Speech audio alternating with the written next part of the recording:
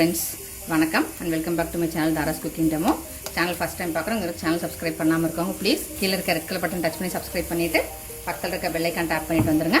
நம்ம வீடியோக்குள்ள போயிரலாம். இன்னைக்கு நம்ம பார்க்க போறது சூப்பர் டெலிஷியஸான சூப்பர் yummy சூப்பர் டேஸ்டியான பீக்கங்காய் தோல் வச்சு அதாவது ridge-gourd தோல் வச்சு ஒரு துவையல் எப்படி செய்யறதுன்னு பார்க்க போறோம்.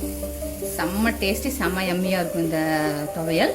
இது வந்து நீங்க சாம்பார் சாதம் ரசம் சாதம் எல்லாத்துக்குமே வந்து நீங்கள் சைட் டிஷ்ஷாக வச்சுக்கலாம். அப்படி இல்லைன்னா சூடாக சாதம் எடுத்து அதில் நெய் ஊற்றி கொஞ்சம் இந்த துவையல் போட்டு பிணைஞ்சு சாப்பிட்டாலுமே சூப்பராக இருக்கும். இன்னொரு ஆப்ஷன் வந்து நீங்கள் இட்லி தோசைக்கு இது வந்து துவையல்னாலே இப்படி கெட்டியாக இருக்குது. உங்களுக்கு இட்லி தோசைக்கு சட்னியை மாதிரி தொட்டுக்கணும் அப்படின்னா இதிலே கொஞ்சம் தண்ணி ஊற்றி கலக்குனீங்கன்னா இட்லி தோசைக்கு சட்னியை தொட்டுக்கிறதுக்குமே வந்து சூப்பரான ஒரு டிஷ்ஷு. ஆல் இன் ஆல் டிஷ்னே சொல்லலாம். இது எல்லாத்துக்குமே வந்து சூப்பராக இருக்கும்.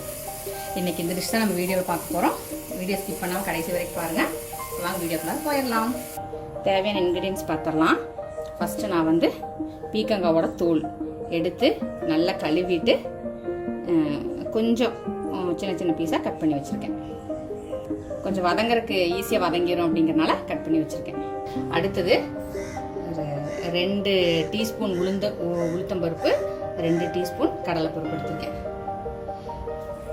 2 மீடியம் சைஸ் பெரிய வெங்காயம் எடுத்து கட் பண்ணி வச்சுருக்கேன். நீங்கள் சின்ன வெங்காயம் போடுறதுனால போட்டுக்கலாம்.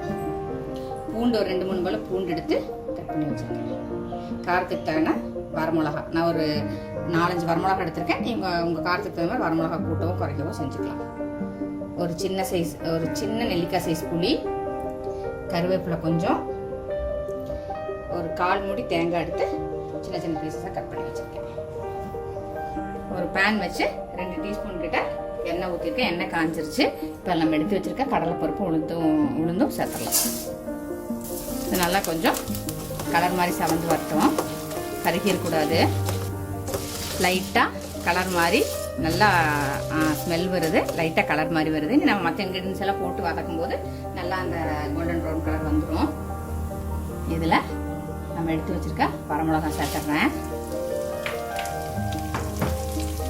கொஞ்சமாக பெருங்காயத்தூள் சேர்த்துடலாம்.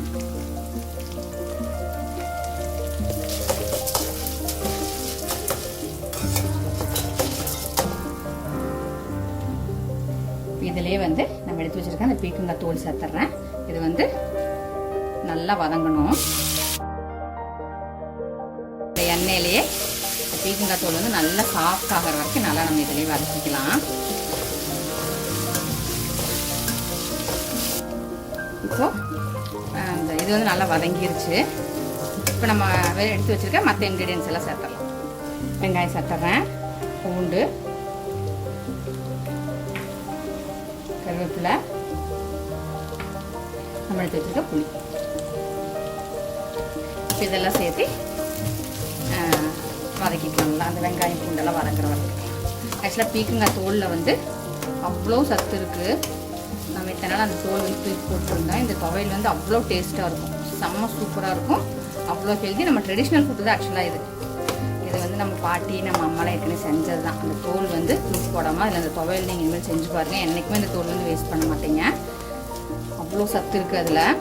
அதே மாதிரி அந்த பீக்கங்காய் மட்டும் கொஞ்சம் பிஞ்சாக இருக்கிற மாதிரி இருந்தால் சூப்பராக இருக்கும். நம்மளுக்கு வதங்கிறது ஈஸியாக வதங்கிடும்.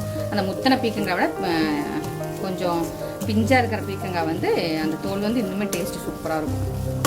இந்த வெங்காயம் பூண்டு இதெல்லாம் இன்னும் கொஞ்சம் நல்லா வதங்கிக்கிட்டோம்.